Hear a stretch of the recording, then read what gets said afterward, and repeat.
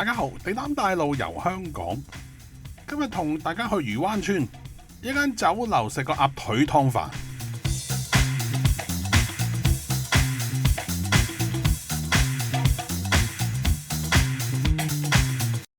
漁灣村就仲入過柴灣，再行入啲咧就係小西灣。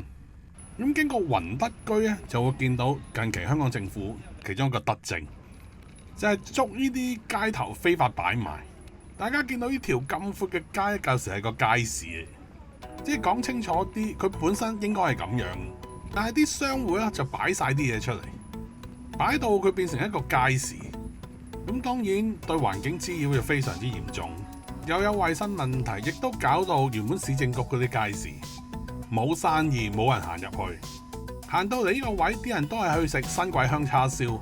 我之前都拍片講過新桂香，幾廿年前就喺興華村，而我細個亦都住喺興華村，就唔係而家嗰條啦，因為已經拆咗再起過，都係叫興華村。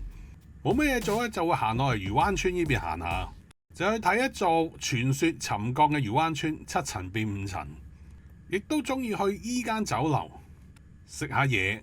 佢而家就叫做德星，舊時我就唔記得咗佢叫咩名。但係呢座建築物咧就好耐噶啦，舊屋村咧就好興有座咁嘅嘢，就用嚟經營食肆。佢可以係酒樓，亦都可以係茶餐廳。我印象中細個住興華村咧，就係有間咁嘅獨立成座嘅茶餐廳。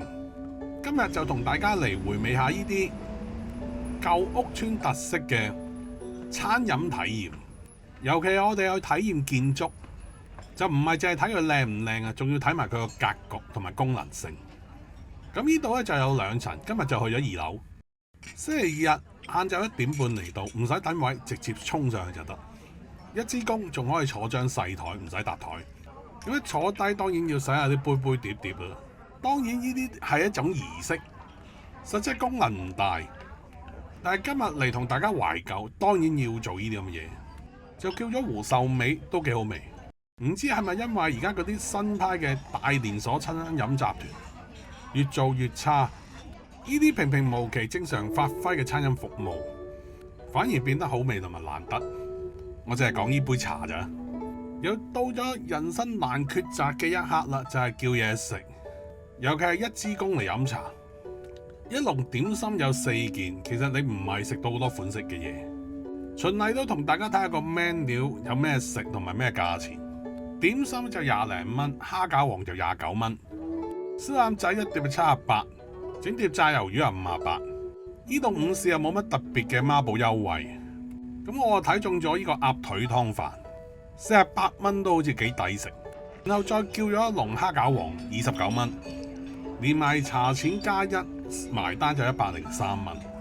大概等咗10分鐘呢，呢個鴨腿湯飯上，就咁望落去都好似幾靚仔，尤其係個器皿咁啊，斜斜地有啲不規則啦，好似好現代咁。今日抽到呢碗呢，就應該係上裝嘅，即係唔係鴨腿。另外話到明鴨腿湯飯，當然係配一個白飯。咁唔知各位師兄係中意點食啦？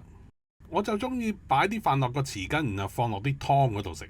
傳聞食湯飯呢就會壞胃。就唔知同唔咬爛啲飯就咁吞咧有冇關係？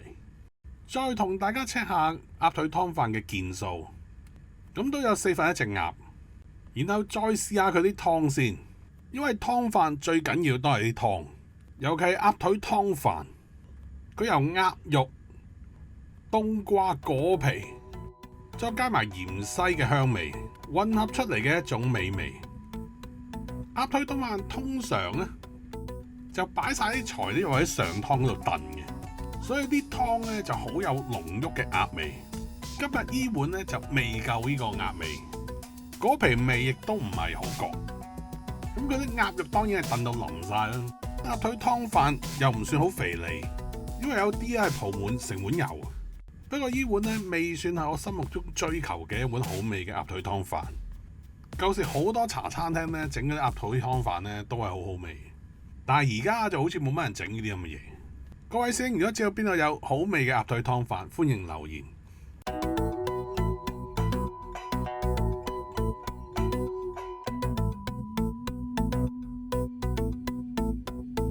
再試埋呢度嘅蝦餃王，29蚊一籠，一籠有4隻，唔算大唔算細。呢度啲蝦餃咧就唔係水晶皮，即係唔算太透明。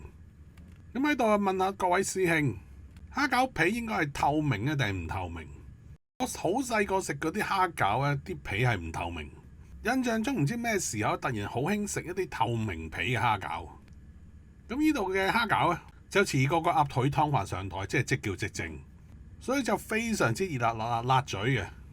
咁但係我就嫌佢個皮咧厚得滯，同埋入邊蝦餃個餡咧未有爆汁嘅效果。尤其我好中意食到啲蝦餃入邊有啲筍絲。今日依籠咧就唔係好 feel 到，不過佢只係29蚊，我唔會點樣投訴。同埋喺度算幾靜局，坐窗口位仲有個大窗口添，約埋3、5知己喺度嘆個下午茶，再感受下呢啲舊建築，都係一種浪漫嘅體驗。各位師兄，如果知道香港仲有咩地方有呢啲咁嘅舊屋村建築嘅餐廳，就歡迎留言，等我去探下店。終於個 channel 同大家捐窿捐罅，發掘香港唔同地區嘅特色。記得 like、share 同埋 subscribe 嘅 channel。呢條片就講咁多，拜拜。